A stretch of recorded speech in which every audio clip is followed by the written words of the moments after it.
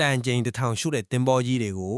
မုံတိုင်းထန်တဲ့ပင်လယ်ပြင်ထဲမှာငိမ့်ငိမ့်သက်ထိန်းထားနိုင်မဲ့တန်ကြိုးကြီးတွေကိုဘယ်လိုမျိုးထုတ်လို့လဲဆိုတာကြည့်လိုက်ကြရအောင်ဗျာအနှစ်ရှောက်ဖက်ရှင်နှစ်တန်တိုင်းလဲပတ်နေပြီထတဲ့အထူးပြုကြောက်စိုးတန်ကြိုးဆက်ယုံကြီးတစ်ခုမှာတော့ပထမဦးဆုံးအနေနဲ့တမနီချောင်းလုံးကြီးတွေကိုဆက်ပေါ်တင်ပြီးတင့်တော်တဲ့အရာတိုင်းဖတ်တော့ကြပါတယ်နောက်တနေရာမှာတော့အရာတိုးတဲ့တမနီချောင်းကြီးတွေကကွန်ဖေယာပေါ်ကနေတဆင့်ရဲနေနေတဲ့မီးဖူးကြီးတွေကိုမပြတ်တမ်းဝင်သွားကြပြီးတန်ကြိုးကွင်းတကွင်းချင်းစီရဲ့အလေမှာထည့်သွင်းရမယ် support stats တွေကိုပုံသွင်းဖို့အတွက်ပုံသွင်းဆက် press ပေါ်ကိုဓာတ်ရိုက်ရောက်ရှိသွားပါတယ်ဒီအတော့အတွင်းမှာပဲအရာရှည်တဲ့တမနီချောင်းကြီးတွေကိုတော့အေယာမအပူပေးစနီကြီးထဲမှာ800ဒီဂရီဆယ်စီယပ်ဝန်းကျင်အထိပြန်လဲအပူပေးရပါတယ်တမနီတွေပျော်ပြောင်းသွားပြီဆိုတာနဲ့တန်ကြိုးကွင်းရဲ့ဒဝက်ပုံစံချီတာကိုကွေးပေးမဲ့နောက်ထပ်17လုံးစီကိုရွှေ့ပြောင်းလိုက်ပါတယ်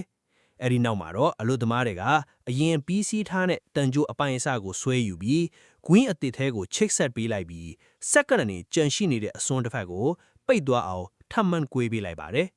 ဒါပေမဲ့အကျန်းတန်ဆုံးအဆင့်ကတော့ကဟွေးစော်တဲ့အဆင့်ပဲဖြစ်မှာပါဘာလို့လဲဆိုတော့မီးပွားတွေကစက်မှုလုပ်ငန်းသုံးမီးရှူးမီးပန်းတွေလိုမျိုးနေရာအနှံ့ပေါက်ကွဲထကုန်လို့ပါပဲ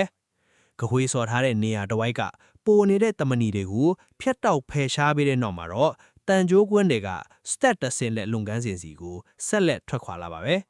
အဲ့ဒီနောက်အေယာမတန်ကြိုးကြီးတွေကိုပြင်ပင်လုပ်ငန်းခွင်တွေကိုတင်လိုက်ပြီးအလုပ်သမားတွေကတန်ကြိုးကွင်းတိုင်းရဲ့အလဲပဟုတ်မှာ stat တစ်ခုချင်းစီကိုခိုင်ခန်းနေအောင်တည်တည်ချာချာကဟွေးစော်ပေးကြပါတယ်ဒီတန်ကြိုးကြီးတွေကပင်လယ်ပြင်ထဲမှာအေယာမတင်မောကြီးတွေကိုတကယ်ပဲထိန်းထားနိုင်မလားဆိုတာတေချာစီဖို့အတွက်တန်ကြိုးတစ်ခုလုံးကိုထုတိုင်ကြီးရတဲ့ hydraulic စက်ကြီးသုံးပြီးတော့အပြင်းအထန်ဆွဲဆန့်တန်းတတ်ပါတယ်